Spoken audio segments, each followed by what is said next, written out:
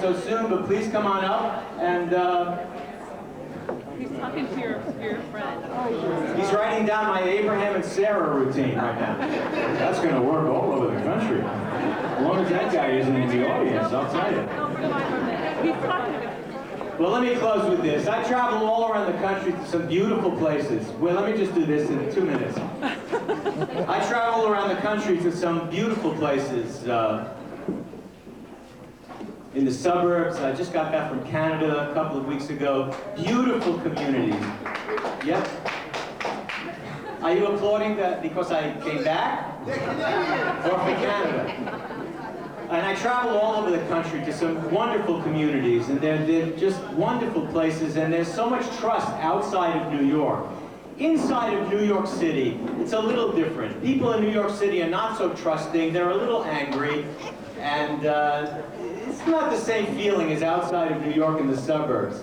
And I find that answering machine messages in New York City are very different than way out in the suburbs. Answering machine messages in New York City are like, hi, I can't come to the phone right now, but we're here. Not like we're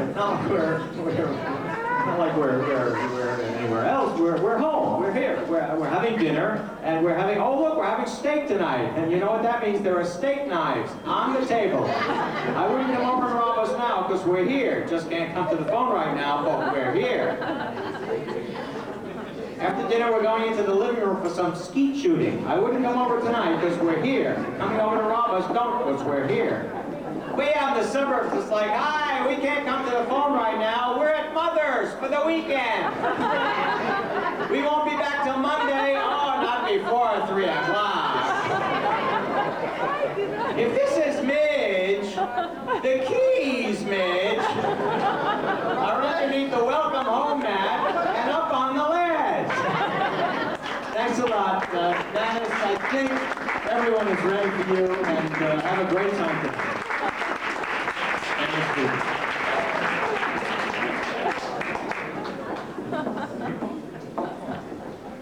This guy is funny. But we got to get serious. It's working. Yeah. Yes. Yes.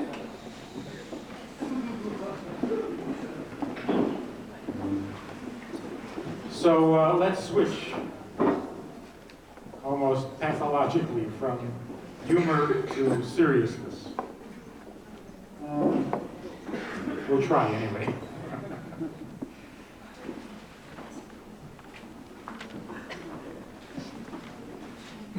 The theme of the weekend has to do with family, which has to do with getting along with people, which has to do with personal character, which has to do with good character traits, bad character traits. And we read in many books and in many other writings, we read about what good character traits are, what bad character traits are, the things that we should avoid, the positive traits that we should try to acquire. But we never get down to the real foundation, to the groundwork on which all of this is built. And before we can solve any problem, we first have to understand it.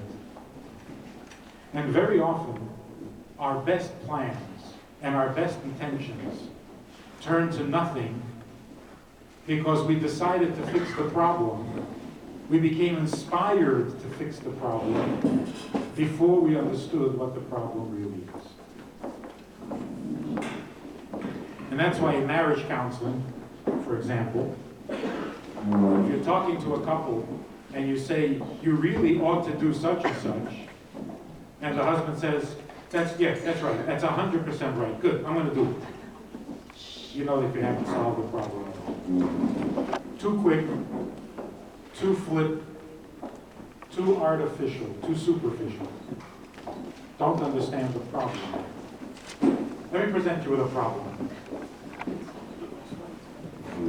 A rather serious problem.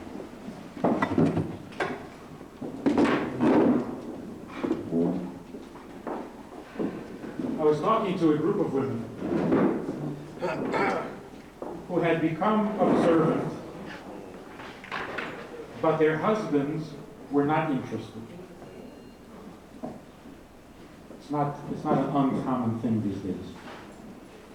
It's also not uncommon for men to become more observant, and the husbands are not interested. What? The wives. Can I quote you? I was just being open-minded.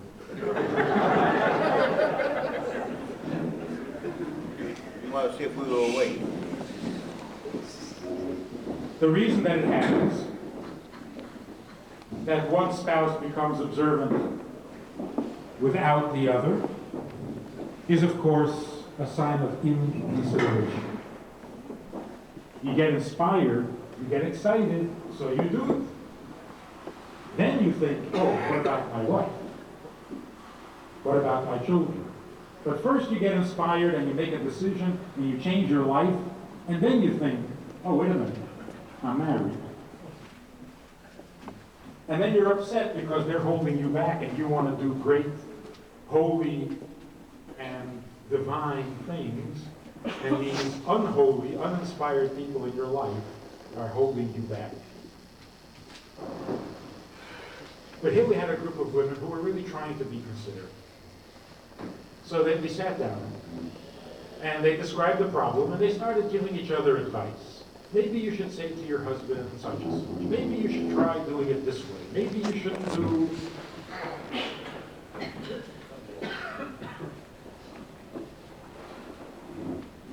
So I suggested that the problem is not yet clearly defined and understood, so we are not ready yet for solutions.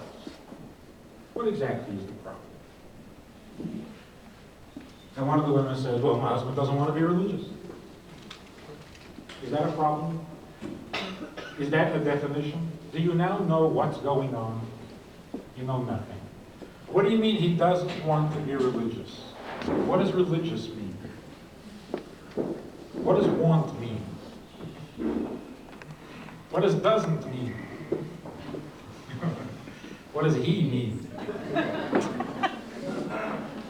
He doesn't want to be religious. That's a meaningless sentence.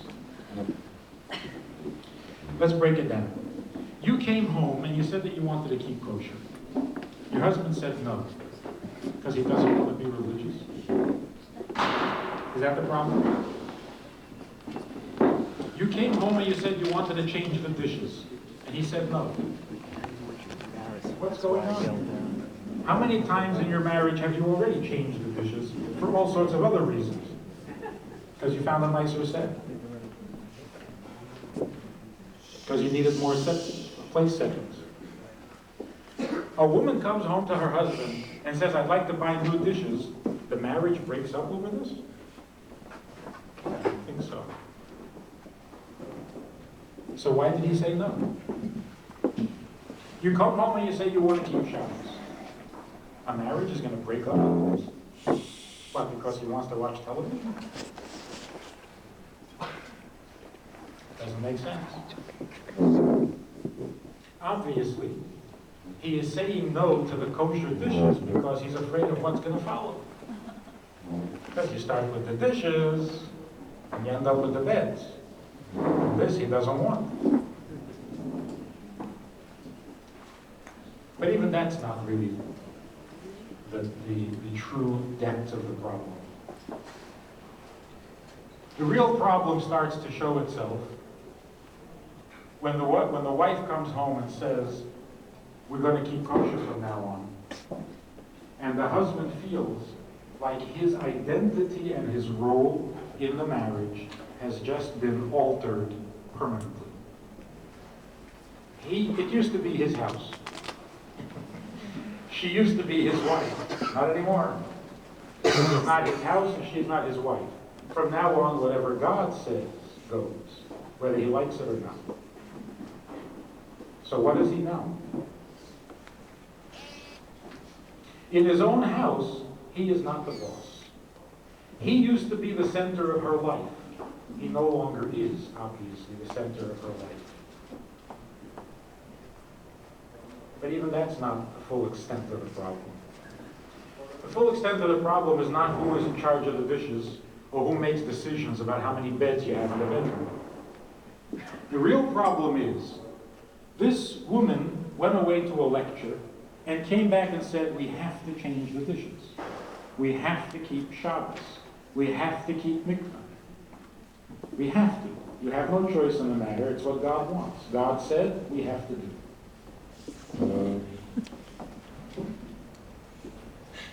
What does that sound like to the husband?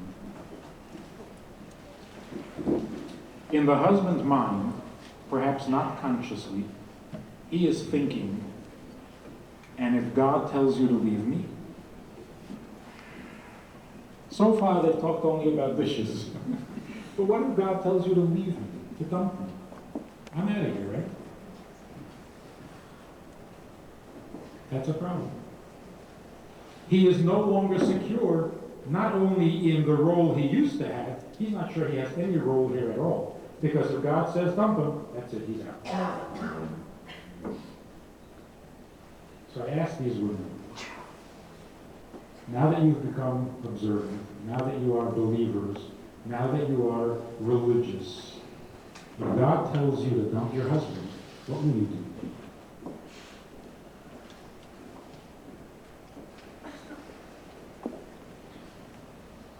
What should they do? If God comes and tells them to leave their husbands, what should they do?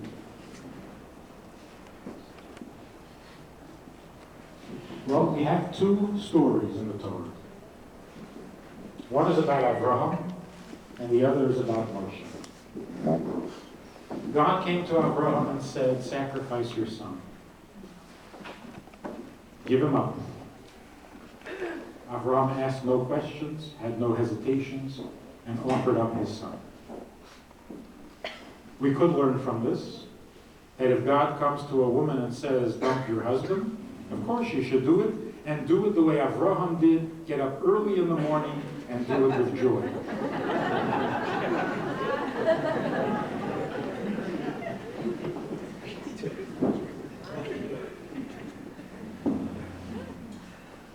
There's another story with Moshe.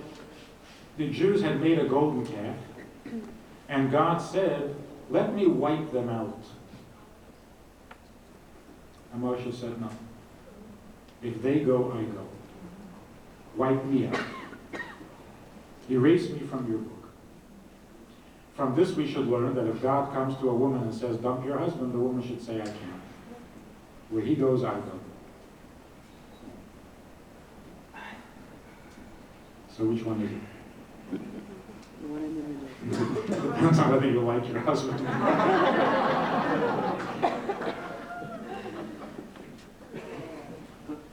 The story with Abraham does not apply here. If God would come and say, your husband is so special, he is so good, I want him to become the Kohen Gadol, and you won't see him. He will be too busy to come home. You should say gladly. That's what God said to Abraham. God didn't come to Abraham and said, I don't like your son Yitzchak, dump him. He said, I do like your son Yitzchak, and I want him in heaven. How could Abraham object to that? God came to Moshe and said, the Jews are very bad, I've had it with them, they are wicked, and I want to destroy them, not take them to heaven. An interesting little trivia question for you. I was just talking about this last night. God said to Adam and Chava, the day you eat from that tree, you will die. What did that mean to Adam and Chava?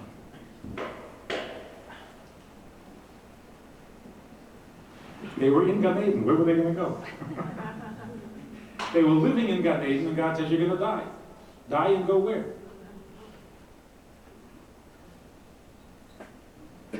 So what did death mean to Adam and Chava anyway? So we need to understand that story. We need a lot of commentary on that.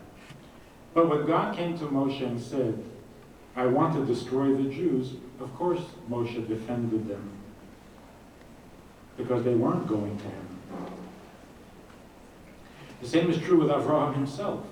When God said that the people of Sodom were exceedingly evil and God wanted to destroy them, Avraham argued. And yet he didn't argue about Yitzchak. The big difference, of course, is that God said the people of Sodom are not going to heaven. So Avraham defended them. But when he asked for Yitzchak to be sacrificed, it meant that Yitzchak would go to the heaven of heavens. There was nothing to defend. If God would come to a Jewish woman and say, you can't be married to your husband because he is a Kohen and you have been divorced before, so you have to separate, then of course the woman should separate. But if God comes and says, I don't like your husband, I don't like him, you want to keep kosher and he refuses. You want to keep Shabbos and he refuses. He's getting on my nerves. Dump him. And a Jewish wife should say, where he goes, I go.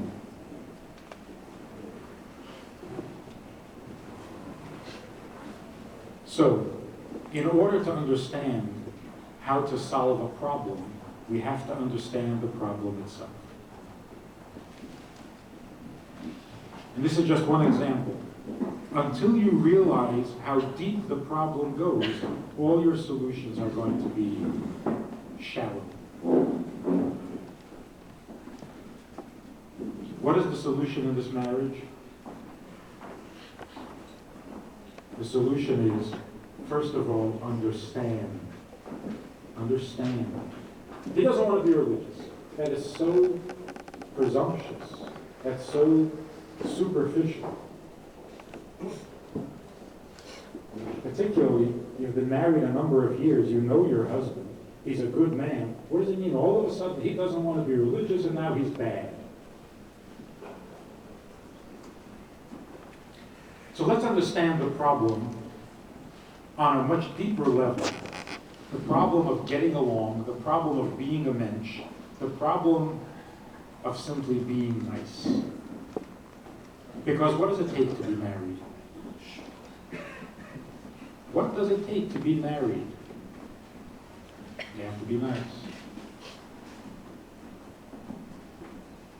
Why is that so difficult? In the olden days, two fathers would get together in a marketplace somewhere, and one would say, I have a son, the other one would say, really, I have a daughter. And they were married. And they lived happily ever after, more or less. Certainly not any worse than the average marriage today. Why? How could that be? How could that work? It's because people were nice. People were nice. And if you're nice, what do you mean you can't be married? Of course you can be married. And if you're really nice, you can be married to anybody.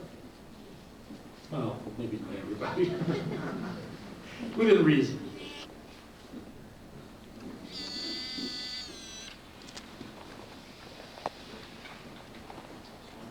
Somebody once asked the Rabbi, my son, or my daughter was offered 3 possible marriages.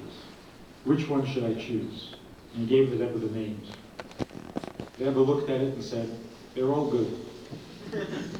Let her get together with the boy and see whose smile she likes the most. Because other than that, they're all good. What do you want? You can marry any one of them.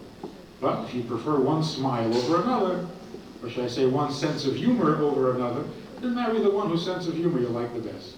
Now, is that grounds for marriage? Is that what you... No. The grounds are that these are good people. But now if you have 3 good people, this doesn't happen very often, in my opinion. If you have 3 good people and you can only marry one, how do you choose the one? Whatever, flip a coin, choose a smile, a sense of humor. But you can marry any one of them, it will be good, because they're good people. So what keeps us from being good people? Here's the story. we have basically two personalities as Jews. We have two souls, in fact. One soul is godly, divine, eternal. The other soul is natural, human, and mortal. We call it the animal soul. It's not the soul of an animal, it's the soul of a human being, but it's called the animal soul because it's what animates the body. Or the Torah refers to it as nefesh habasar, the soul of the flesh. It's not the real soul, it's the soul of the flesh. It's the soul that gives life to the body. Now, the difference between a mortal soul and an immortal soul, aside from the qualities that they have, an immortal soul has no fear of death. A mortal soul has a fear of death. When you have a fear of death, you develop a survival instinct. The need to survive. The godly soul doesn't have a fear of death, and it doesn't have a survival instinct. Which again takes us back to Adam and Chava. When God said to Adam and Chava, "You will die," did this frighten them? They had only a godly soul at the time. They hadn't eaten from the tree yet. And God said, "The day you eat from the tree, you will die." This meant nothing to them. Because a godly soul is not afraid to die. And in those days, before the Torah was given, and before there were mitzvahs, the godly soul probably would have preferred to die. And to go back to heaven. What does it need this mess for? So it was, you can imagine that to Adam and Chava, the day you eat from the tree you will die sounded almost like good news. We can get out of here. All we have to do is eat from that tree. Why would they want to get out of Gan Eden? Because Gan Eden was a far cry from where a neshama comes from. The source of a neshama is much higher than Gan Eden. I thought Gan Eden on the was the highest. No, but that's another subject. So what does death mean to a godly soul? Really nothing.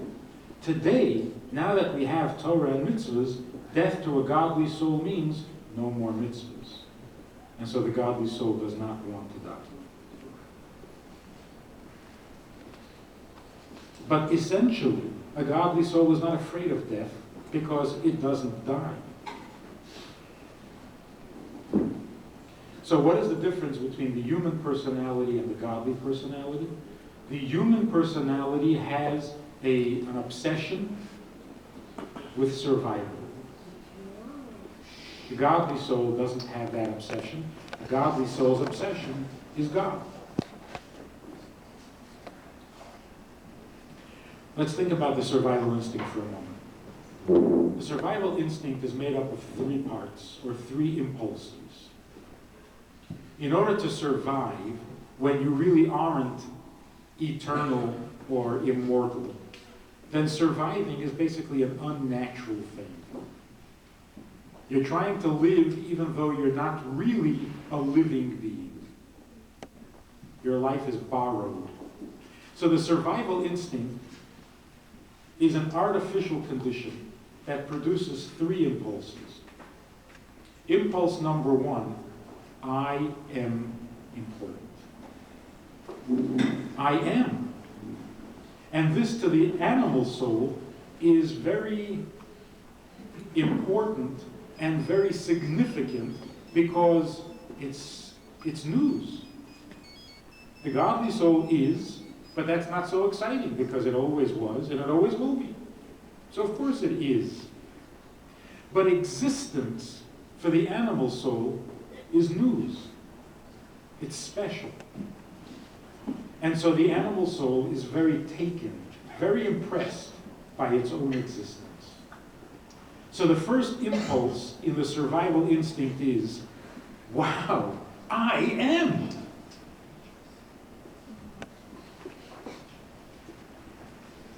to I. The second impulse is the animal soul realizing its own existence and taking that existence very personal and very seriously, now finds that it has needs. All sorts of needs. It wants. It wants attention. It wants reassurance. It wants security. It wants prominence. And all the other things that we think guarantees survival. And so the second impulse of the animal soul is, I have needs. I want. The third impulse of the animal soul is, I am, I want. Who are you? What are you doing here? You also want? Well then, you're my enemy. You also are? You exist too? Well then you're my competition. I hate you. We can't both exist. It's either me or you. There isn't room enough for both of us. And of course we know that this is true because when there were only 2 children in the whole world, Cain and Hevel, Cain and Abel, there wasn't enough room for both of them. One of them had to go. So basically, if we wanted to understand properly human nature, not bad people, not evil people, human nature, every human being is like this. What is a human being like? I am, I want, who the hell are you? That's it, that's human nature. Or, I am, I need, get out of my way. You are restricting me, you're interfering with me just by being. You can't be. That's according to Hasidus. That was the quality of Midyan that Moshe had to destroy before he passed away. Midyan means your existence bothers me. I don't care who you are. I don't care what you're doing. I don't care what your name is. You exist, you bother me. Because I take my existence very seriously, and your existence minimizes my existence. So don't exist. Unless, of course, you exist to serve me. Now you're my friend. Now you have permission to exist. As long as you are a satellite of mine, that's fine. But if you have your own identity, you can't. Sorry. Now we like to think that as civilized human beings, we have outgrown these impulses. We haven't. We've merely learned how to hide them. Civilization means people who can't stand each other but have found a way to tolerate. That's civilization. In the jungle, they haven't found ways to tolerate. But the difference between the jungle and civilization is very, very thin. Very fine.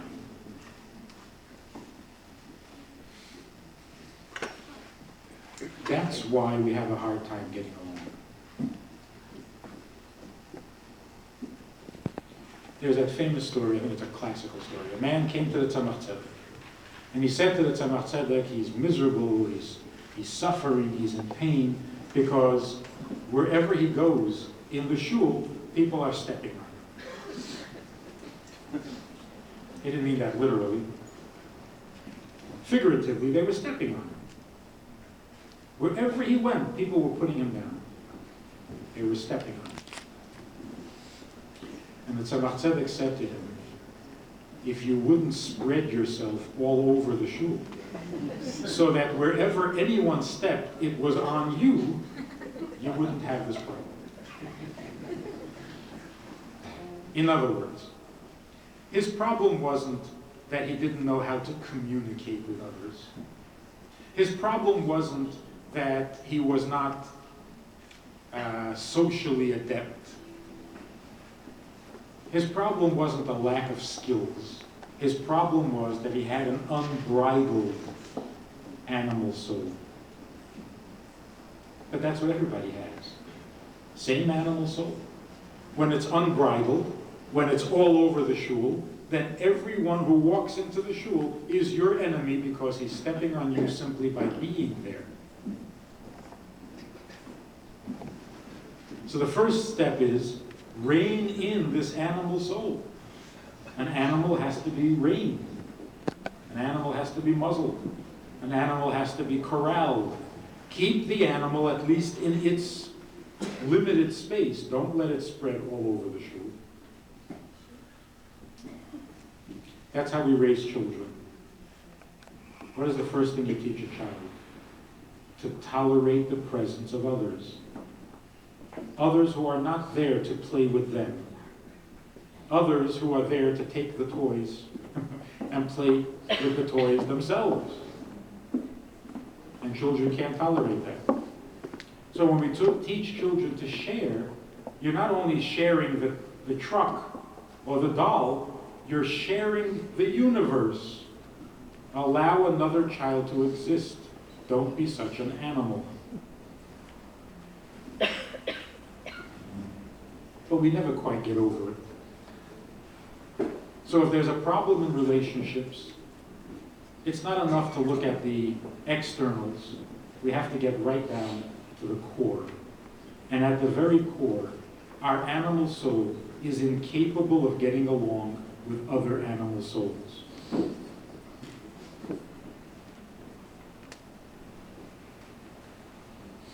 So if we are incapable of getting married, if we're incapable of staying married, it's because simply we do not allow for the existence of another human being in the same universe. Sure, if they live in some other country, it doesn't bother me. Not my universe.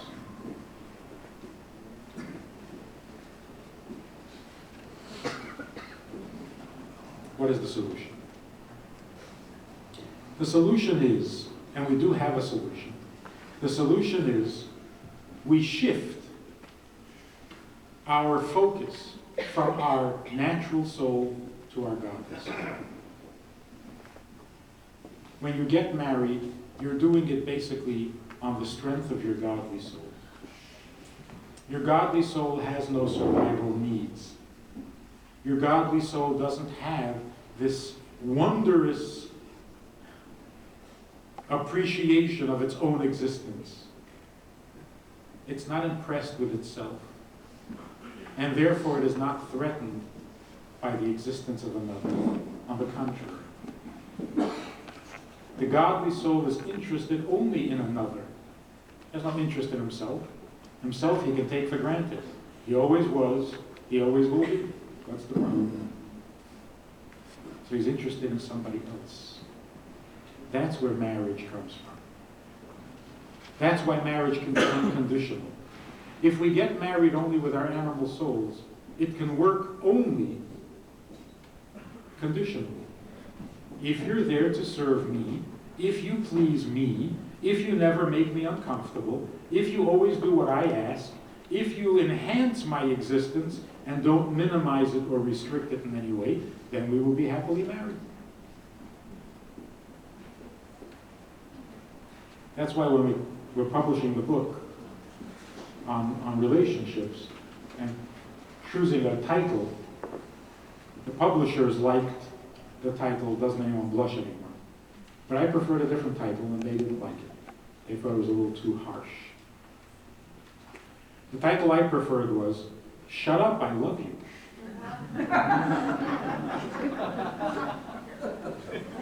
Because that's really the heart of all problems in relationships. Because anybody who's in a relationship wants to be in the relationship. I love you. So what's the problem? The problem is you refuse to shut up. That's the problem. I'm not the problem because I love you. The problem is that you have an opinion. Well, that ruins everything. So why can't you accept my love, which is all you really need, and stop having an opinion, and stop having any other needs? It's not enough that I love you? You're ruining everything. Every relationship, every marriage would be perfect if you would just shut up. Permanently. If you had no personality, and you had no interests, and you had no opinions, we would be happily married. I would be anyway.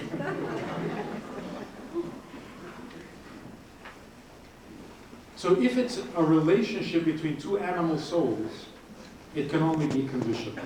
If you shut up, if you have no opinion that I can disagree with, if you never have a need that I don't share, if you have no interests that aren't also my interests, we can be happily married.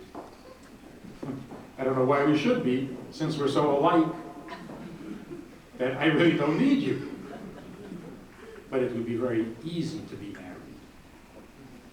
if you just didn't have a soul, an animal soul. So the animal souls get along conditionally. The godly soul is capable of unconditional love. And why is that? Because the godly soul does not take itself seriously. So to sum all of this up in a very simple sentence, if you want to be married, you want to get married, you want to stay married, you want to remain married, stop taking yourself seriously. And if you think you're not taking yourself seriously, think again. A human soul takes itself seriously. And unless you've put in a major effort at retraining your animal soul, you're still taking yourself too seriously. And as long as you take yourself so seriously, nobody else will. It interferes with all relationships. So to get ready for marriage, what does it take? To improve your marriage, what does it take? Learn to laugh at yourself. Not at silly things, at yourself. At yourself, at your own existence. When do people become really delightful? Easy to be with. A pleasure to be with. When they have faced death and they're no longer afraid of it. Now they become delightful. Now they're really available. Now you can be as important as you want to be, and it doesn't bother them, because they don't want to be important anymore. They've seen past it. The animal soul takes itself very seriously because it wants to survive. Once it has faced its death, and says, you know what, if I die, I die. Then all those negative qualities go away. I'm not so impressed with my own existence, my needs are not so important, and you don't bother me. In fact, I'm glad you're there. Now you've become a delightful person. So what does this mean? As long as we want to live, we can't get along with anybody.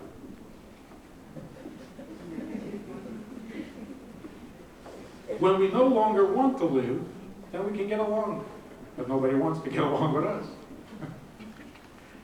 So how do we do this? We should stop wanting to live as a survival. We should want to live from our godly soul. Want to live because life has meaning, not because you have to exist.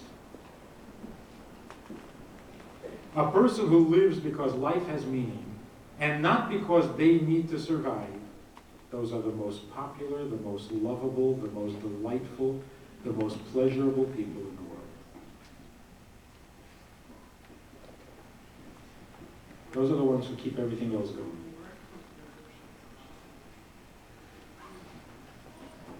And hopefully every one of us meets someone like that in the course of their lives.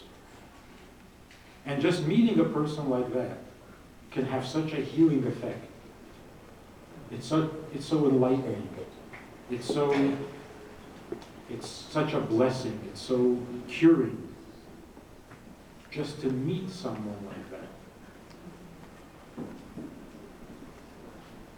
Of course, when people came to the Rebbe, even for a moment, even if they didn't speak to the Rebbe, just being within 8 feet of the Rebbe had a healing effect.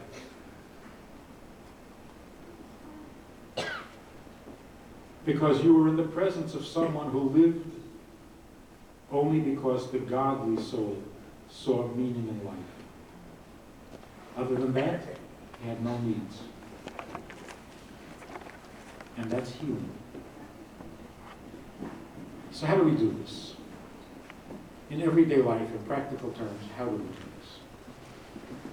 The first step, of course, is we have to take God seriously. If we don't take God seriously, then we have only one reason to live, and that's me. And that's not good. If we take God seriously, then we are shifting our focus from our own existence to His existence. And when we're focused on His existence, we are healed. What does it mean to take God seriously? To take God seriously means to recognize that all that exists is a result of the fact that God needs something. That is the first fundamental repositioning, reorientation. I'm not talking about becoming religious. I'm not talking about being afraid to sin. I'm not talking about wanting the reward for being good. I'm talking about taking God seriously. Not ourselves religiously seriously. I'm not saying become seriously spiritual, because then you're still the center of attention.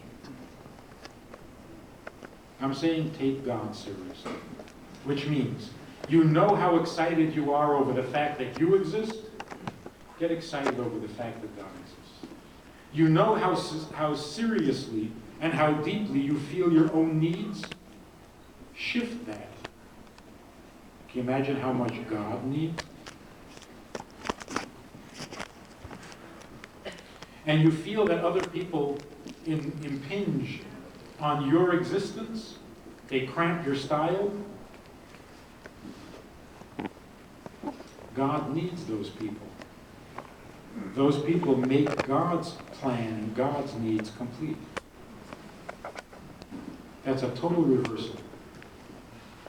So again, step number 1, take God seriously. He created the world, not you. Take His needs seriously. He created the world because He needed something, not because you need Him. And number 3, everybody in the world is part of God's need. How can they cramp your style? How can they get in your way when they are necessary for God's plan? Now we're starting to become a mesh. A man comes to me and says, I want to be religious. I've started to be religious, but my wife doesn't want. What should I do? So I said, go back and apologize to your wife for becoming religious. Go to your wife and apologize to her for becoming religious. He said, how can I apologize for that? I'm supposed to be religious. So I said, how come you weren't religious when you were 12? He said, I didn't know anything about it. How come you weren't religious when you were 18? No, I haven't let anybody to teach me anything. I didn't know anything. When did you finally find out about Yiddishkeit, about mitzvahs, and about religion? after you were married for 9 years. You think that's an accident? You think if God wanted you to be religious as a teenager, you wouldn't have discovered Yiddishkeit then? If he wanted you to be religious when you were alone, wouldn't you have discovered Yiddishkeit then? Obviously, God didn't want you to know about mitzvahs until you were married to this woman for 9 years. Now, he's telling you about mitzvahs. How can you go off and become religious on your own?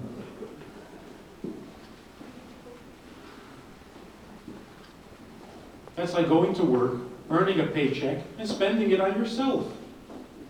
You're a married man. How can you spend it on yourself? Whatever you earn, you bring home to the family. That's what being married means. You discovered Yiddishkeit, bring it home. Don't go off and become religious. You're a family man. How can you do this unilaterally? How can you even think unilaterally? You're married. So he says, are you telling me that I shouldn't be religious? I said, you cannot be religious without your wife.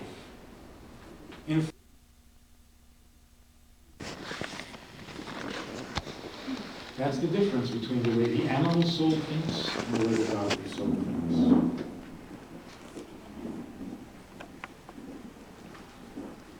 And that's what cures us. That's what heals us.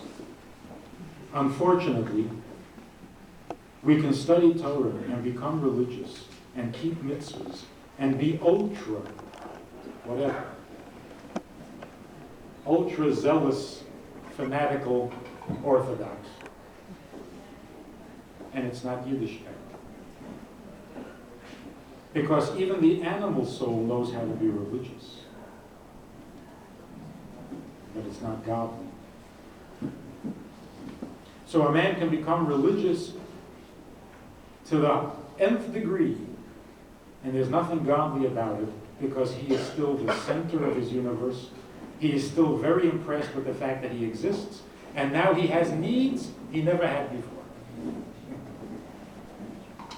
And if you don't agree with him, then you're getting in his way even more than before he was religious.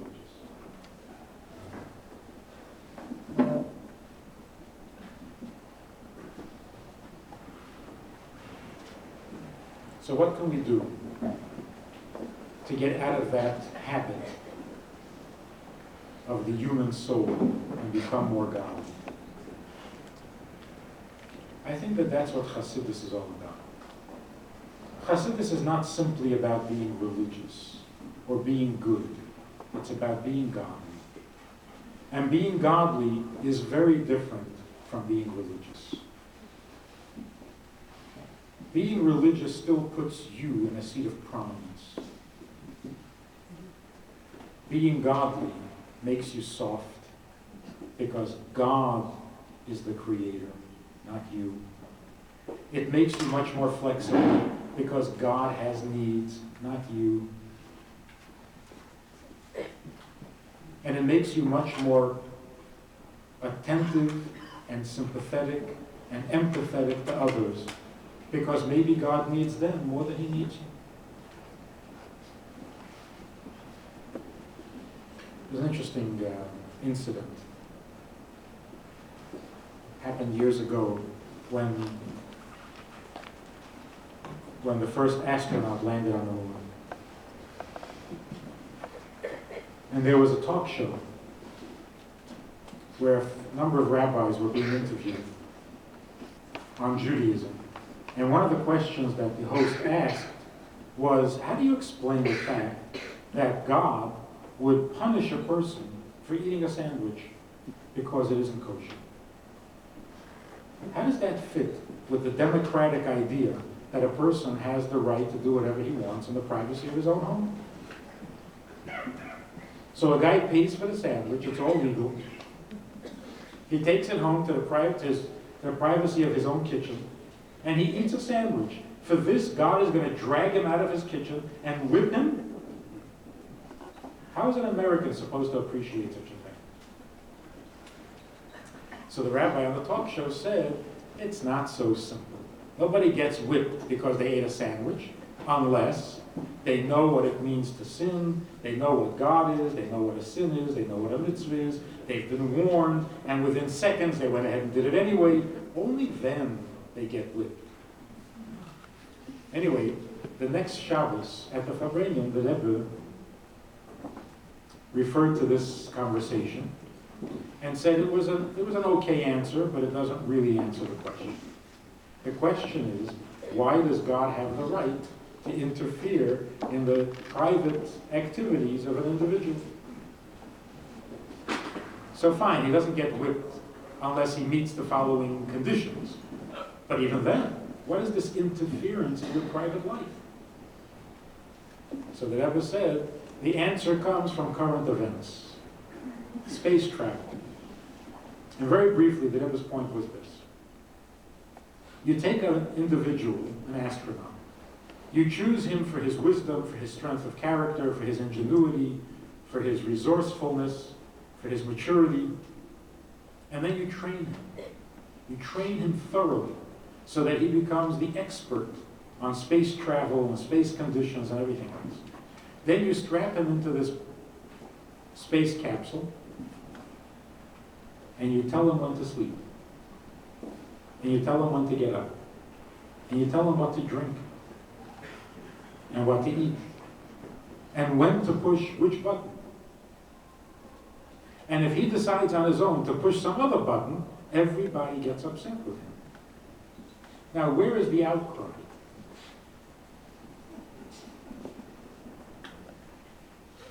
Where is the Civil Liberties Union when we need them? This man's human rights are being denied. He is strapped into a seat. He can't eat when he wants. He can't sleep when he wants. He can't play with the shiny buttons. This is cruel. Violation of human rights. And besides, if you were going to do that, why did you have to pick the smartest guy in town? Pick some idiot. He's not going to do anything anyway unless you tell him. And yet there's no outcry. And the ACLU has no complaints. How come? What happened to democracy? What happened to individual freedom? And the answer is very simple. The space capsule cost $13 billion. Nobody is going to complain if you tell a guy to keep his hands off. Because if he destroys this thing, it's $13 billion that are not his. Now everybody understands. No more human rights. Forget human rights. This is $13 billion we're talking about.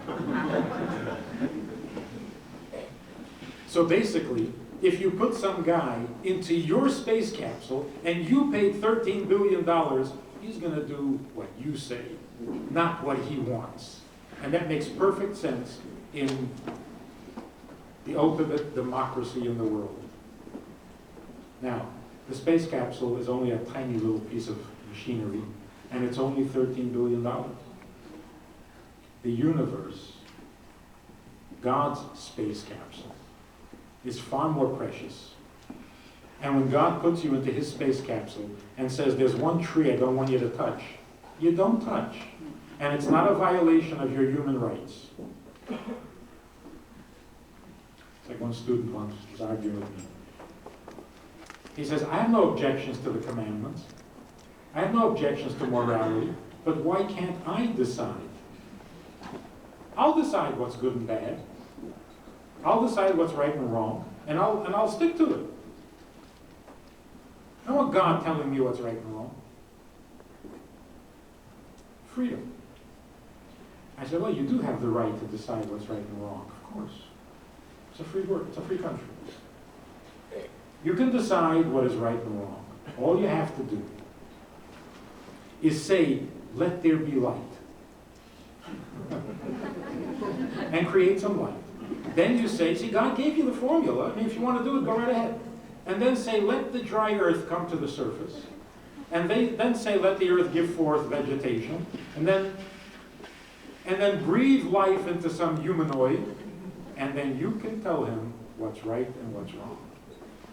But when God said, let there be light, and when God breathed into your nostrils whatever life you have, and you're living in his kitchen and in his capsule, and it's worth a lot more than $13 billion, you do what he tells you is right and wrong. And that's democratic. There's no violation of human rights here. Human rights means you can build your own space capsule if you have $13 billion to spare. But if somebody else builds a capsule for $13 billion and asks you to drive it, you do it the way he says. That's the idea that we put God back into the center of the universe. It's his capsule. Only he has needs. The astronaut sitting in the capsule has no needs. In fact, he doesn't even need to be there. The needs are all the needs of the builder, of the planner, of the mission control. They have needs. And they ask you to sit there and serve their needs. You don't want to, don't be an astronaut. But to suddenly say, I have needs, then you're not an astronaut.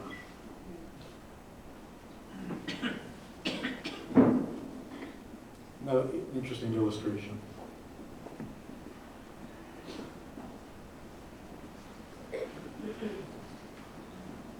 This guy says, you know, I went to Washington, D.C. I mean, this is America. Washington, D.C. And I noticed that on a street not far from the White House, there is a house that looks different. It's kind of Norwegian. And the people in the house who live there actually speak Norwegian, living in Washington. And they even celebrate Norwegian holidays. And they sing Norwegian songs. And they eat Norwegian foods. And he says, I became curious. And I went over to them. I said, excuse me, how long have you been living here? They said, 10 years. So he asked them, how long has this house been here? They said, 30 years. And he was very puzzled because in 30 years, this house has not become American. And in the 10 years that you've been living here, you haven't become an American? How come? What's wrong with you? Don't you like America? If you don't like America, leave. And the people in the house said, no, you don't understand. We are the Norwegian embassy. And he says, then he understood. Of course. If you're the Norwegian embassy, you have to look Norwegian. That's your job. And you have to speak Norwegian, because that's what you represent. And you have to celebrate Norwegian holidays and eat Norwegian foods. Otherwise, how are the Americans going to know what Norwegians are like? Makes perfect sense. The same is true with Jews. Jews are ambassadors. We are the godly embassy, and we represent God's interest in the world. If we don't become Americans, if we still speak like Jews and act like Jews and eat like, well, maybe not eat, but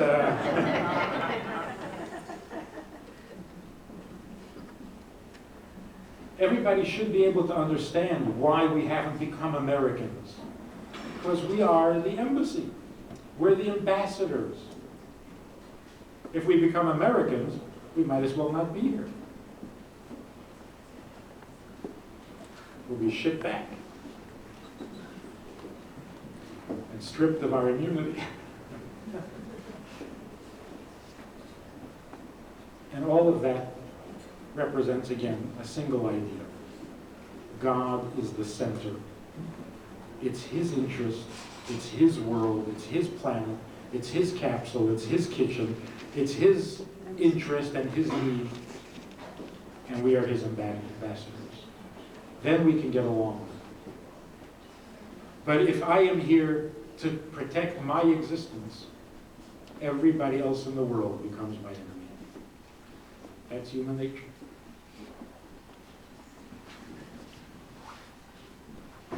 Let me end with one more story.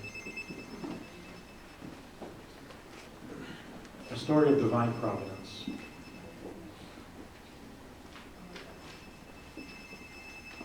This was back in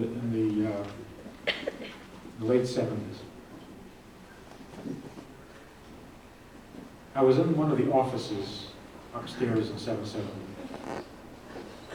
And they were moving some of the files or cabinets. And I was helping out. And as we were schlepping one of these cabinets, a file, a folder fell out. And out of the folder, a letter fell out. And it had the Rebbe's handwriting on it. So of course, this is something you don't see very often. So I grabbed it up, and I take a look. It's a letter that was written to the Rebbe, typed. And the Rebbe's response was handwritten in the margins of the letter. And obviously someone typed up the answer and mailed it out. But the handwritten response was kept in the file. So we sit down to read the letter. The letter is from a certain Dr. Jacobson, who lived in Manhattan. This was 1957. And in this letter, Dr. Jacobson writes to the Rebbe that a friend of his, a Mr. Shapiro, a very wealthy man, decided that he wants to have a Torah, a Sefer Torah written in his honor. And so he hired a scribe, and he commissioned the writing of a new Sefer Torah. When the Torah was almost completed, it is customary to make a party at the celebration and completion of the Torah. And so this friend of his asked him if he could make a party in his apartment, in the doctor's apartment in Manhattan. And so they organized a party, they invited a lot of people, and the scribe came to put the finishing touches, the last letters, into the Torah. At this party, while they were finishing the Torah, a young woman who wasn't married, who was observant, who had come to the party, had a massive heart attack, and nothing they could do could save her. And before the ambulance even arrived, she had passed away at the party. Now this Dr. Jacobson is writing to the Rebbe, and he says, my faith is okay, it's strong, I have no problems. But some of the people who were at the party were asking me to explain how such a thing could happen. And particularly the students who were there were really upset and couldn't understand, where is the justice, what's going on here? A woman comes to a party to celebrate the Torah and dies? So he's asking the Rebbe to tell him how to explain this to the other people, to the students. And his second question was, why did it happen in my apartment?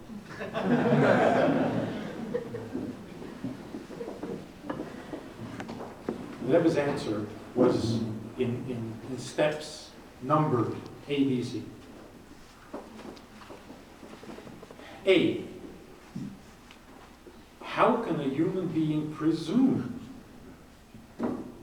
to understand God's ways? The distance between finite and infinite is itself infinite. How can a human being understand God? B, the Torah tells us to try to understand God's ways. So let's try. C, when a person is born, it is announced in heaven how long this person is going to live, how many years this person is given. And with very few exceptions, every person lives those amount of years and dies when the time is up. Rarely does a person do something so magnificent and wonderful that his life is increased. And rarely can a person do something so hideous that his life is interrupted. The average person lives out his lifetime. D, when the time comes for a person to pass away, there can be all sorts of circumstances. It can be out in the street, alone. It can be in a hospital surrounded by doctors. It can be at home surrounded by family and friends. How significant are the last moments of a person's life? No one can imagine. Every detail becomes magnified. Every little thing becomes meaningful and important when you're breathing your last breaths. E. How important, how significant is it for a religious girl who is breathing her last? How significant is it that she knows that the room in which she is passing away has a mezuzah on the door? And in that mezuzah it says, Shema Yisrael, Hashem Elokeinu, Hashem Echad. How significant is it for her to know that she is surrounded by Jews who are celebrating the completion of the Torah?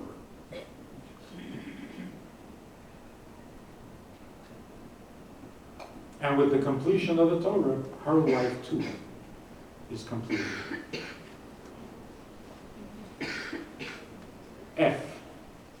According to the teachings of the Baal Shem Tov, it is very likely that the reason your friend, Mr. Shapiro, got it into his head to write a Sefer Torah in the first place was for this girl.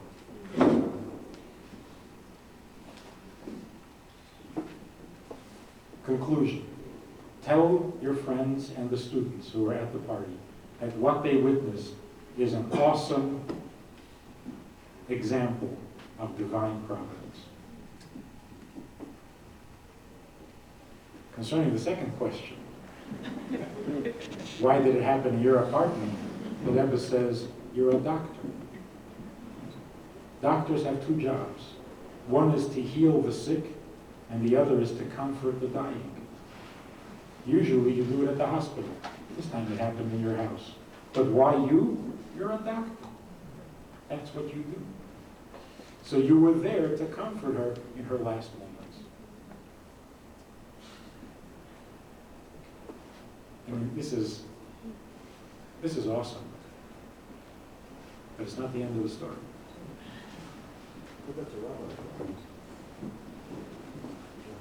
Rabbi doesn't get paid. It's not the end of the story, because as we were sitting there in the office reading this letter and marveling over the Rebbe's view of things, how a godly soul sees the same event we look at and sees it so differently and so more clearly and so much more holy. As we're sitting there discussing this, the phone rang. A man is calling from the Midwest. He's in the middle of a bar mitzvah party for his oldest son. And his father, the bar mitzvah boy's grandfather, had flown in from Israel, and at the party, in the middle of the celebration, he passed away. And he doesn't know what to tell people.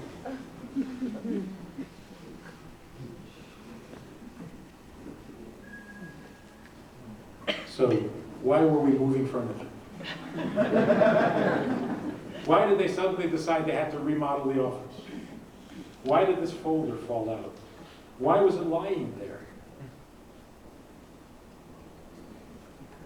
Why did I read it?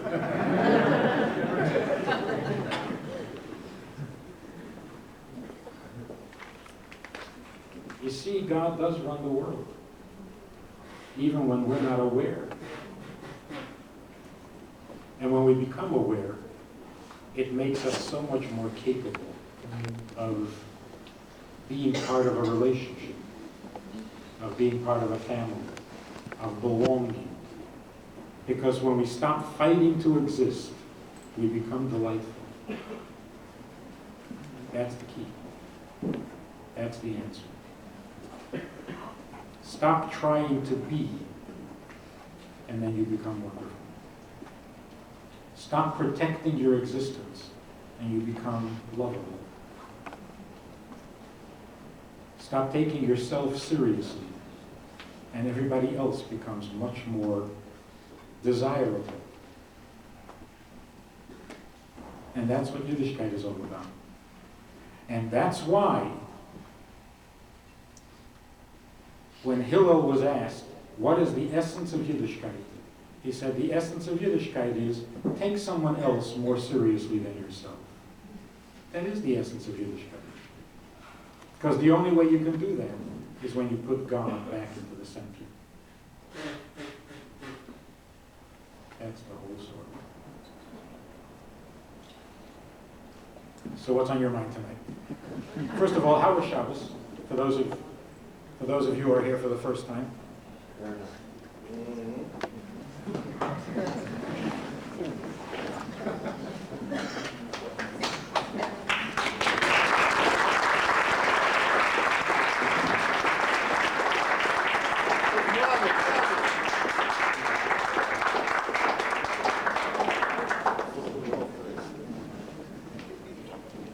Anything you want to ask or say or complain or what?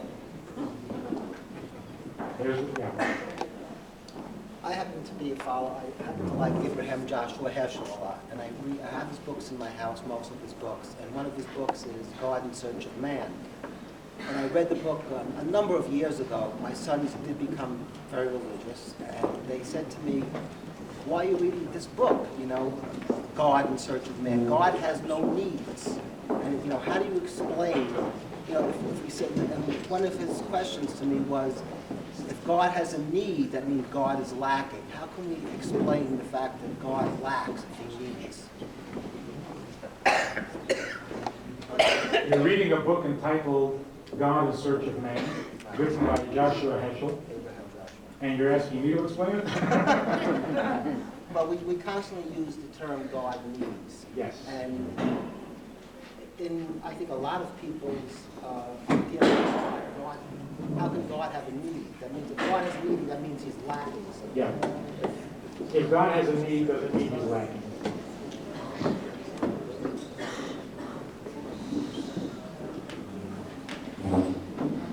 Let me ask another question. Answer a question with a question. If God has a purpose, does that imply that he has a need?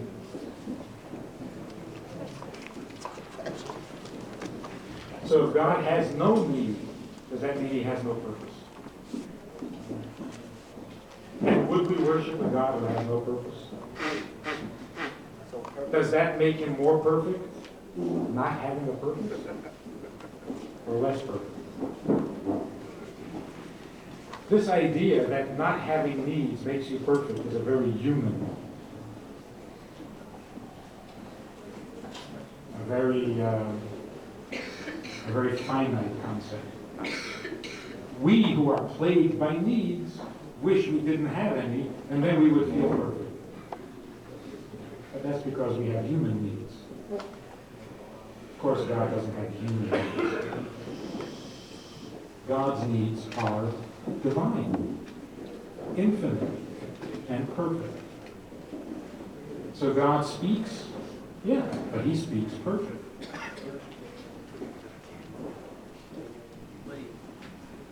God wants, yes, but he wants perfect. And God needs, yes, and his needs are perfect. And what does it mean to have a perfect need? It means that nobody forced you, and that you will have your needs. Human needs are forced on us, and they're never fulfilled. Those kinds of needs God doesn't have.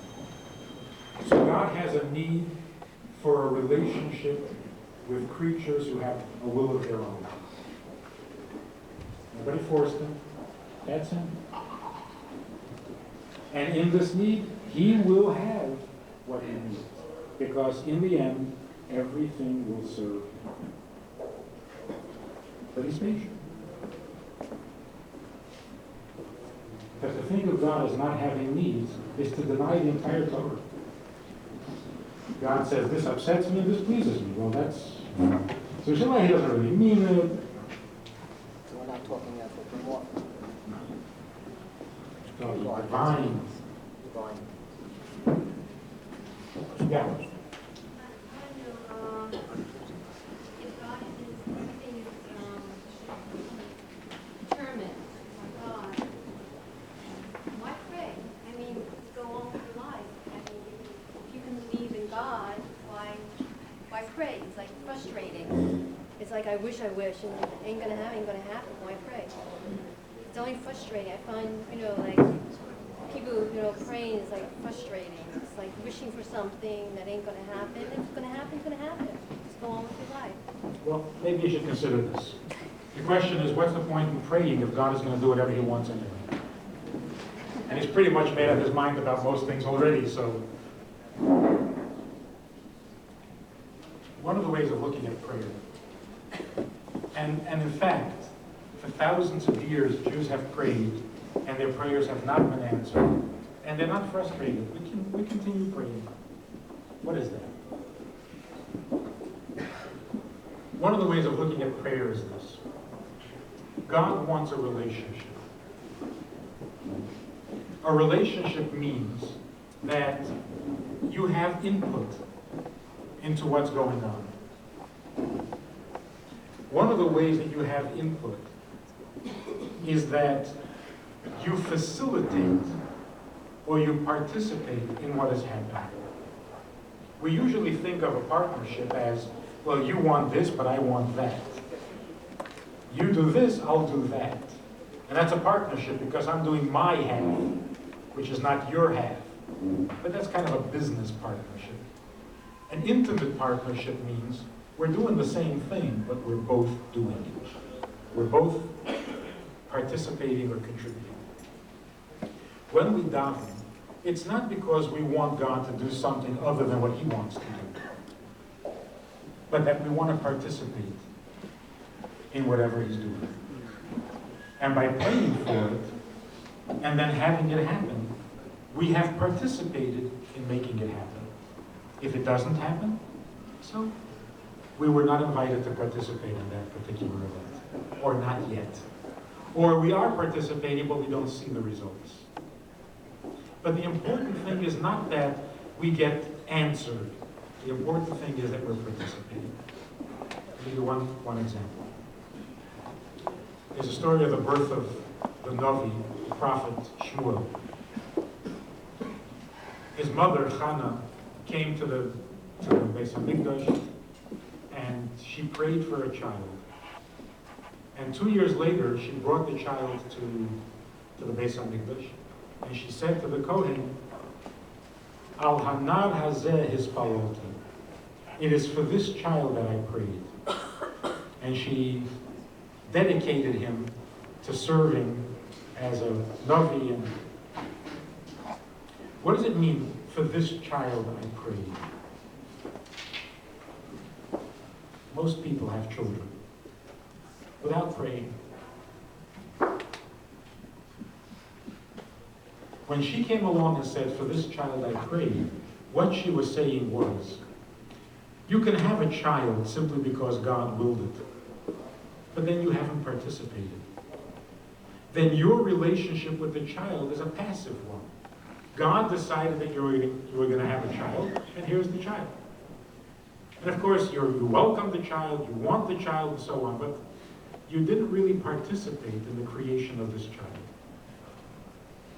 But when you prayed for the child, and then the child is born, now you can come to the Kohen and you can say, this is not just a child born, this is a child whose birth I prayed for. I invested, I contributed, I participated in the creation of this child right from the start. I prayed for his birth. The same is true with all the things that we pray for. There are many people who make a living without praying. They're highly successful, they go into a business venture, they make a lot of money, and they never ask God for success in their business. And then there are those who did pray and are successful. Those can come to God or to their, look at themselves in the mirror and say, what I earn, I prayed for. I participated. I'm not just sitting here waiting for things to happen. I'm participating. That's really the purpose of prayer. All the mitzvahs, including prayer, their purpose is to be part of this godly process, to be part of this godly plan. And anytime we can participate with God, we of course jump at the opportunity. Does that mean we can change the world? Is that really what we're interested in? What, do we have a better plan? If we help God out, it'll work better? Better in the sense that we will have been part of it. And that's really what the prayer is. Yeah. You've been talking about divine providence, the good things, but I think a lot of people are interested in things that are so negative, like the Holocaust, having a child who dies or commits suicide and all. If things are predestined beforehand, how would you answer things like that? What exactly is the question? Negative things, like if things are predestined, and then Jews have a Holocaust, or a child who commits suicide or is killed, Right. how would you answer a person? And the question? In Judaism. You know? What exactly is the question?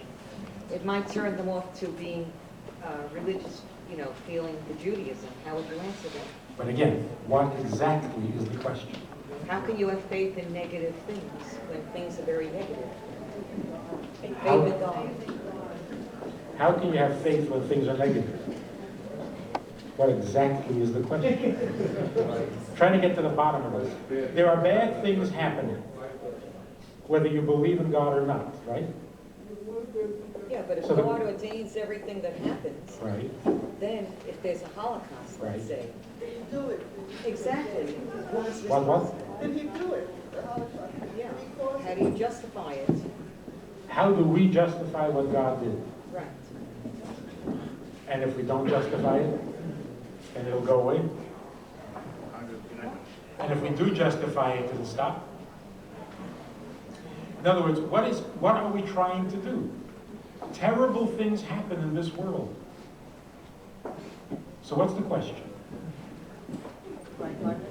Now you have two people. One person believes in God, one person does not.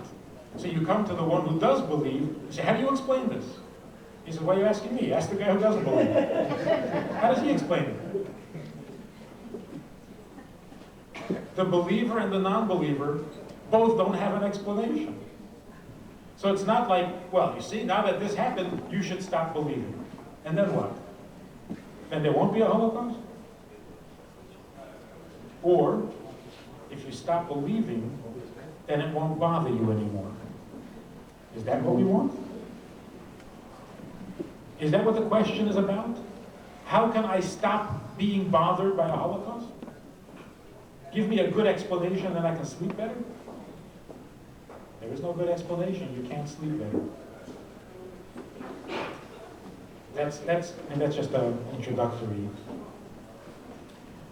Obviously, there are times when God is acting so mysteriously that even in our wildest imagination, we cannot come up with an explanation.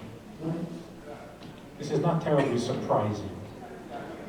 In fact, it is more surprising when we do understand what God is doing. Because how did that happen? How did we get to understand God all of a sudden? That's the surprising thing. So when God is doing things that we do understand, we should be surprised. When God does things we don't understand, well, that's why He's God.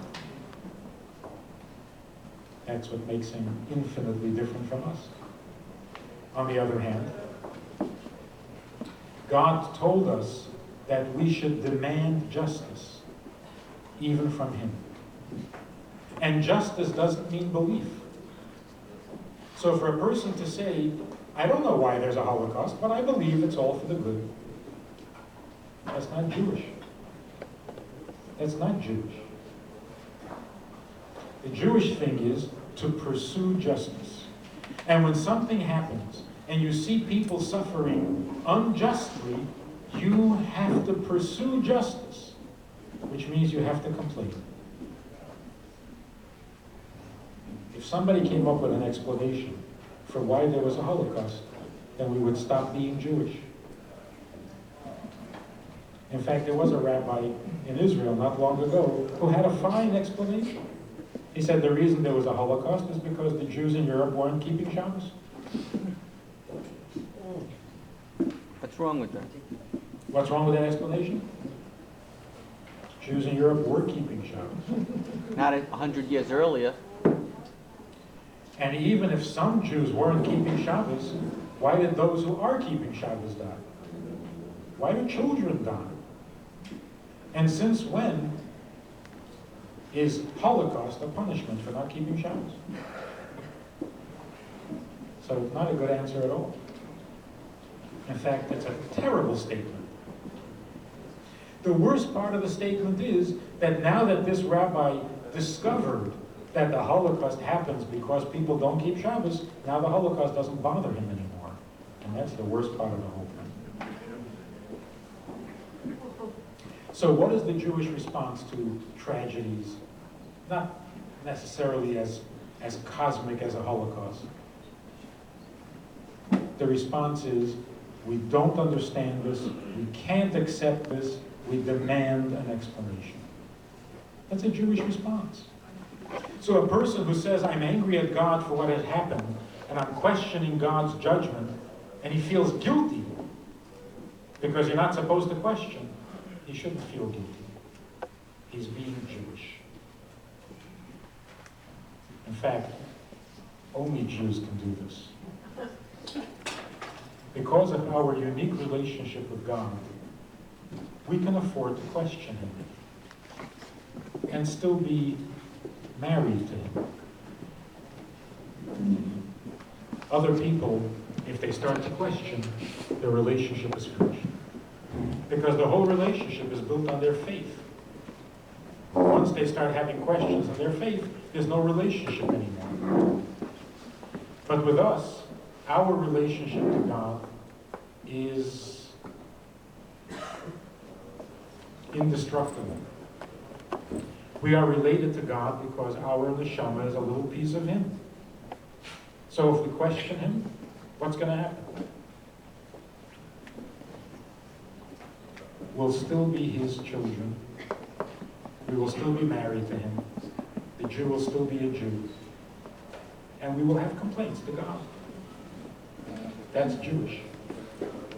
Like Avraham complaining, how can God be so unjust as to destroy the whole city of Sodom? Didn't he have faith? Didn't he believe that God knows what he's doing? When you see or hear something that doesn't sound just to the human eye, then you're supposed to complain. Even though you also believe that God knows what he's doing. But you have to pursue justice. And until it looks like justice, you have to be uncomfortable. Don't find an answer. Don't make it okay.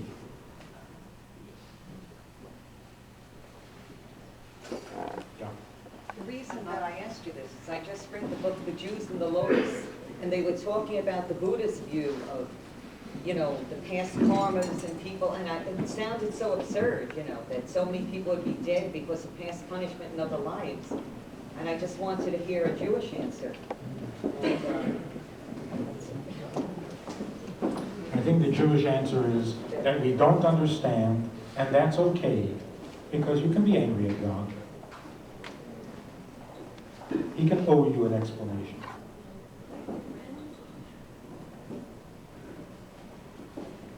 Yeah. Your idea that when people are born, it's kind of their time is kind of written at the time, and people can do very little to change, either to extend or to diminish their life. I'm trying to reconcile that view with the scientific and medical evidence that says if people eat breakfast every day, they live 2 or 3 years longer. And if people work out and do physical exercise on a regular basis, they can extend their lives for even longer, 4 or 5 years. How would you reconcile those two views? It's a good question. And it also gets back to the question of prayer. If you pray, can you actually extend your life? How does the statement that everybody dies when their time comes, how does that fit with medical statements that if you behave certain ways, you can extend your life? Like jogging or eating breakfast.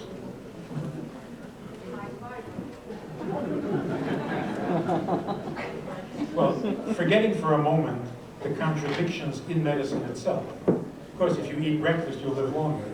But of course, if you eat meat for breakfast, well, then you're going to die younger. And then if you eat eggs, the cholesterol will kill you.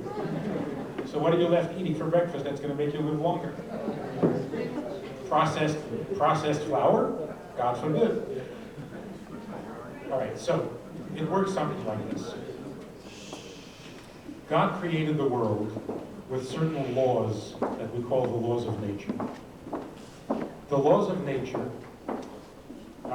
dictate that if you live a healthy lifestyle, you're going to be a healthier person. That's what the nature dictates. Now, of course, you have people who jog every day of their lives and die while jogging. They didn't die because they were jogging. They died because their time was up. So, does living a healthy life actually extend your life? Only if that's what was meant to be. Which means something like this. Why are there doctors, in the first place, telling you what to eat? Why do doctors exist? Even in Torah, God says, go to a doctor and be healed. If you're meant to be healthy, you should be healthy. If you're not meant to be healthy, what does a doctor do? So how does it work? That you, by yourself, are not healthy, but with the help of a doctor, you can be healthy. Either you're meant to be healthy or you're not. So God created the world in such a way that in many cases, one person's health comes through the agency of another person's intervention. Just like tzedakah. If you're meant to be hungry, then you should be hungry. If you're not meant to be hungry, you should have your own food. Why do you have to get food from somebody else? Why does the rich have to feed the poor? Again, the answer is, you are meant to have what to eat, but it has to come to you through a second person. And in that way, human beings are interdependent, and the world becomes more harmonious because we need each other. The same is true with knowledge. If you're meant to know, then you should know. And if you're not meant to know, how can somebody else come along and teach you? Same answer. And the same is true with prayer. There are times when a person's life is meant to continue as a result of their prayer. Because prayer is one of the ways that life is enhanced. Eating a healthy breakfast is one of the ways that life is enhanced. So if you are meant to live a long life, it might be that your life is long through the agency of a good breakfast, or a good doctor, or a good prayer, or all of the above. But if your time is up, then no prayer, and no breakfast, and no doctor can change the fate. So what are we supposed to do? We are supposed to pursue life. And that's why the Torah says, do not do anything harmful. Don't put yourself in a place of danger. Preserve your health. Protect your health. Because that's one of the ways through which life might be coming to you. And have somebody give you a bracha, and pray for yourself, and give tzedakah, because these are the ways in which life can be given to you. And you don't know which of the ways is destined for you, so do them all. And if doing them all does not extend your life, then obviously it wasn't meant to be.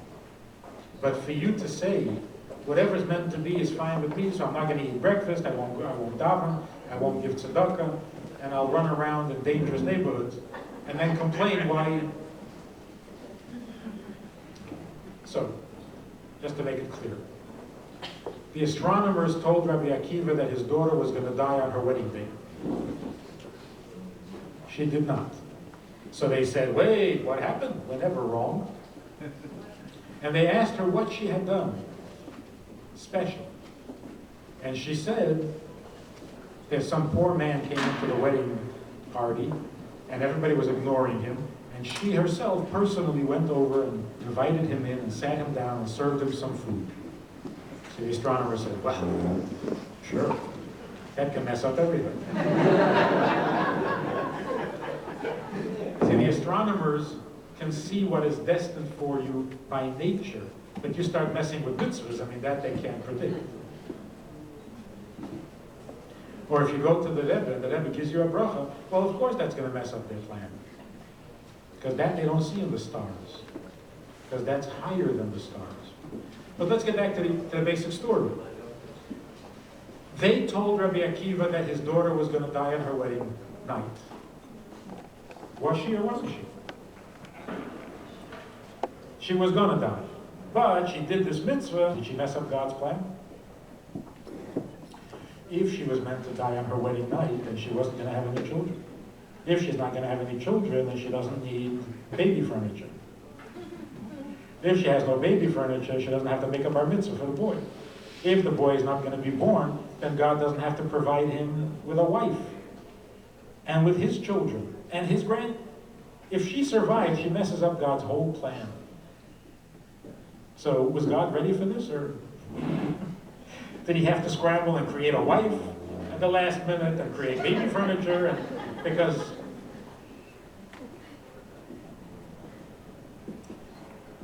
she was destined to live a long life and have many children and many grandchildren through the agency of the mitzvah of tzedakah. That's what was destined. In consideration of her mitzvah of tzedakah, God granted her a long life, right from the first moment. But this is something that astrologers can't see because it doesn't show up in the stars. And that's why Jews are not allowed to believe that the stars are their destiny. Because with a mitzvah, everything can be different. Not that you change God's plan. You complete God's plan. God planned to give you a long life because you are going to do tzedakah. God planned to give you a long life because you would go to the Rebbe and get a blessing from the Rebbe and you'll live happily ever after. The same is true with a doctor. God planned for you to have a long life because a doctor who is really good is going to treat you and bring you back to health. So if the doctor doesn't show up, what does that mean? That he's golfing. But the breakfast is wrong. The breakfast. I'll give you a lesson in it. It's a mitzvah. The problem with breakfast is, what in the world should you eat? Coffee is no good, eggs is no good, meat is no good, milk is no good. Wow. Seaweed. But that's what you're having for lunch. What are you going to have for breakfast?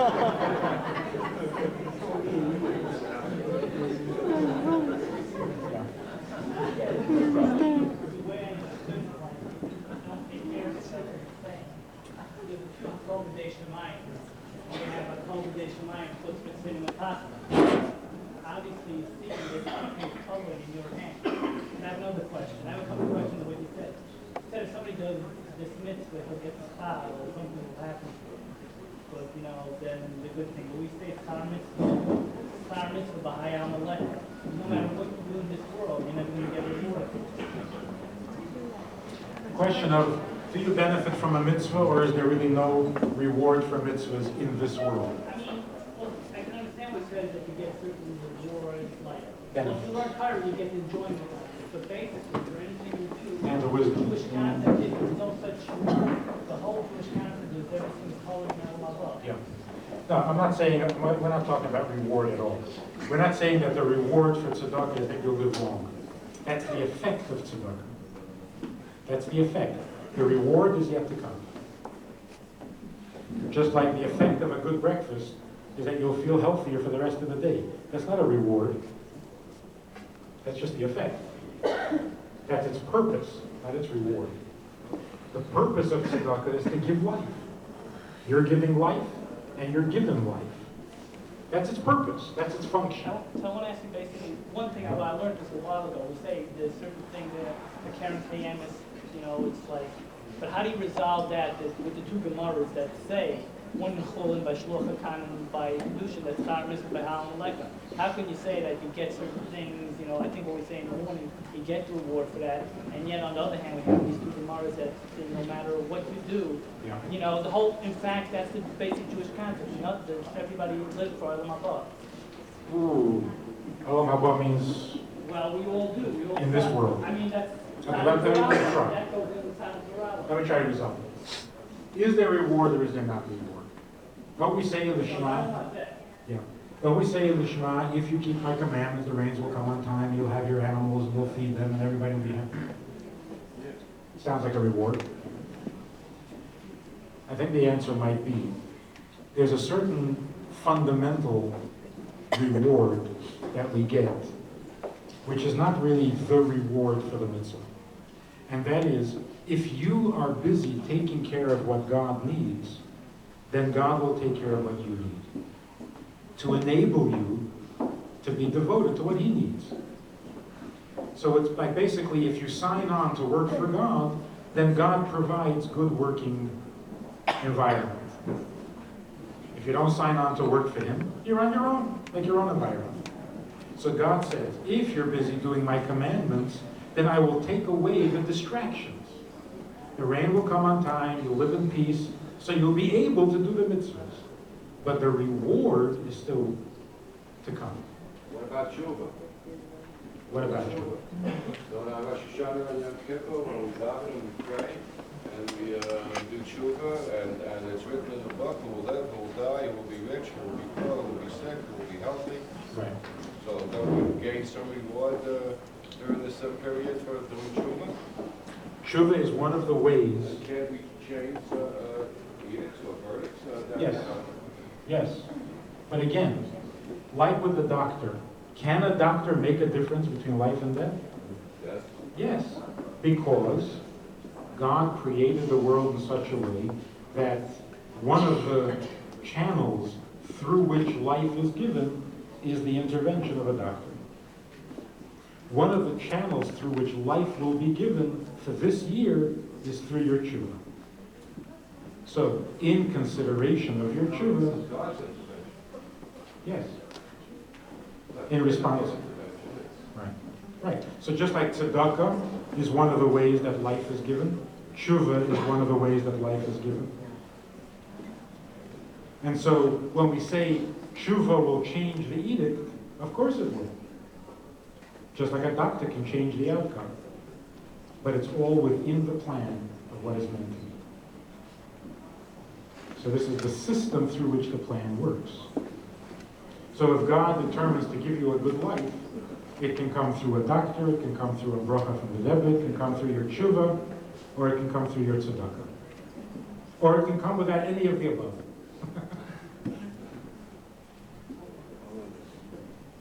Let's talk for a moment about a bracha from the Rebbe. Because tomorrow we're going to go to the Oil and we're going to present ourselves to the Rebbe and ask the Rebbe for his blessing.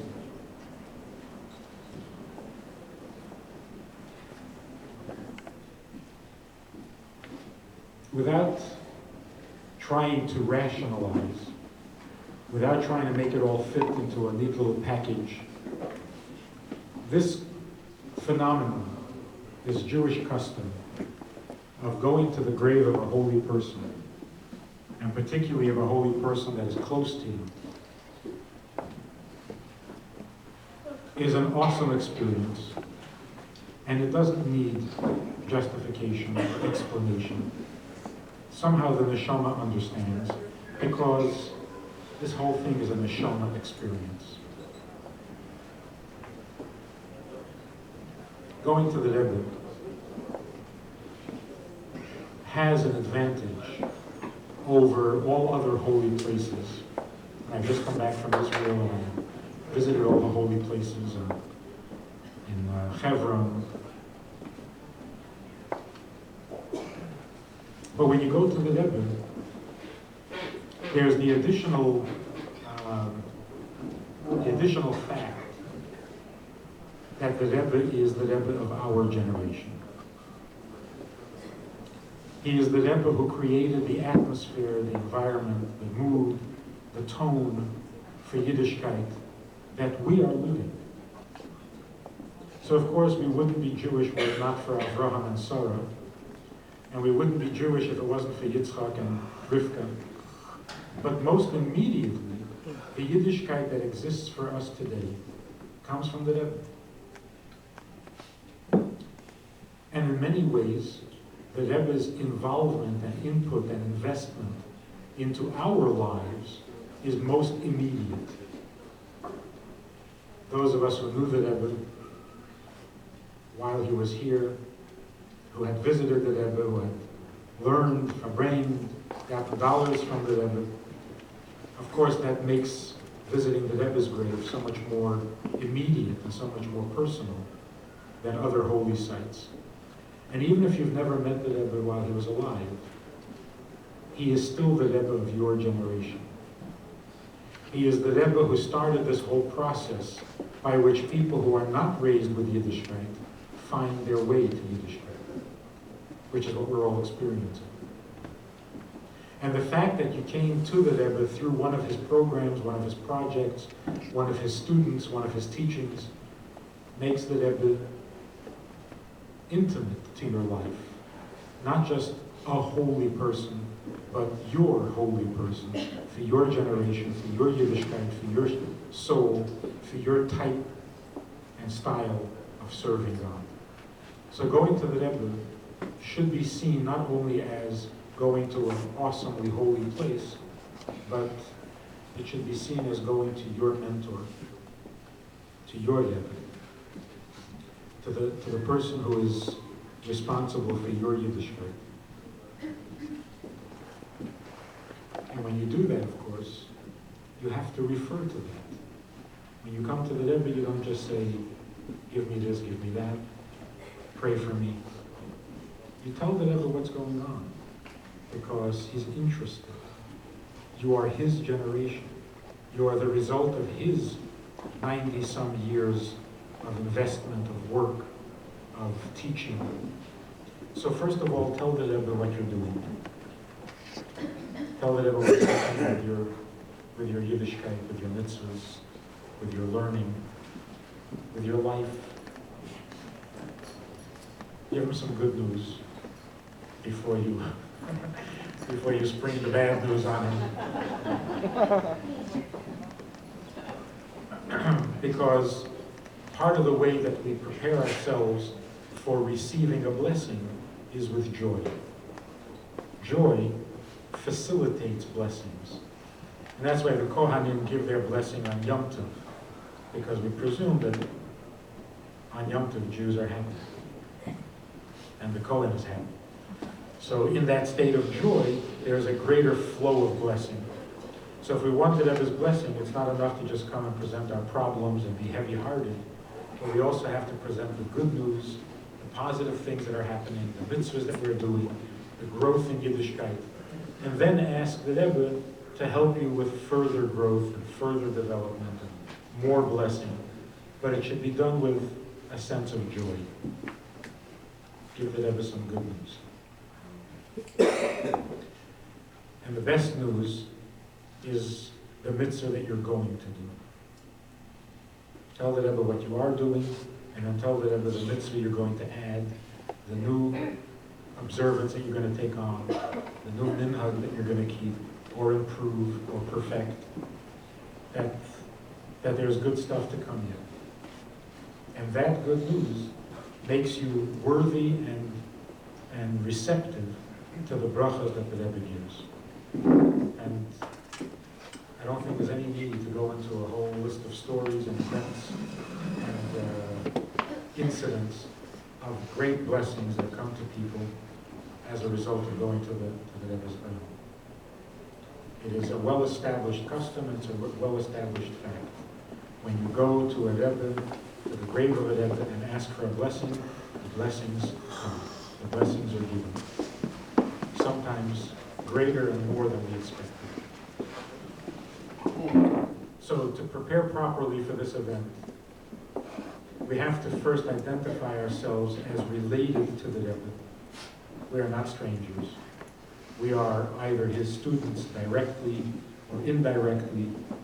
We are benefiting from something he did, from something he started, from something he taught, or simply from his presence on earth at the same time that we are on earth. And that makes us connected. That makes us related. He is the Rebbe of our generation, and therefore concerned with us in particular, whereas other holy places are concerned with Jews in general, because nobody of their generation is alive anymore. But we are of the Rebbe's generation.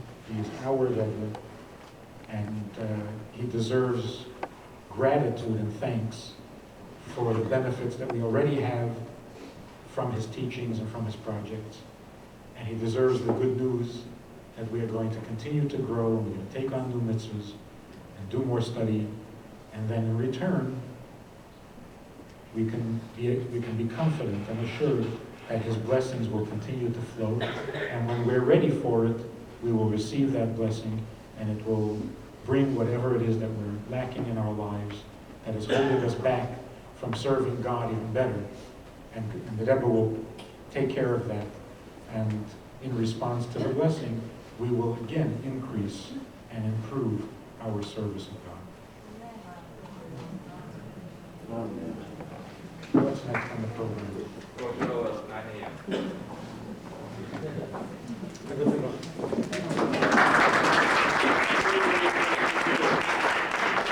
Bus is going to the Colwell from 305 Kingston Avenue tomorrow at 9 a.m. We're suggesting that people come to catch a minyan at 770 at 8, 8:15, whenever they're minyanim all morning, so that you can be finished davening by 9 o'clock. After that, we'll be coming back to the home of the Rosenblums for lunch and 2 more lectures from Rabbi and Friedman. So we're trying to end this at some normal hour so that we can start the day bright and early tomorrow. When you must leave, you're on your own schedule.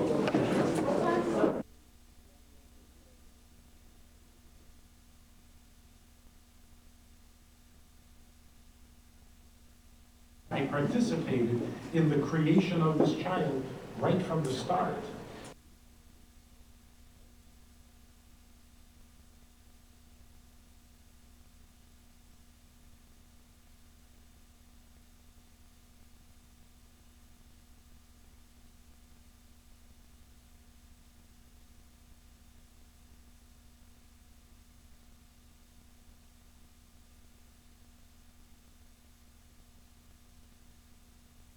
Complaining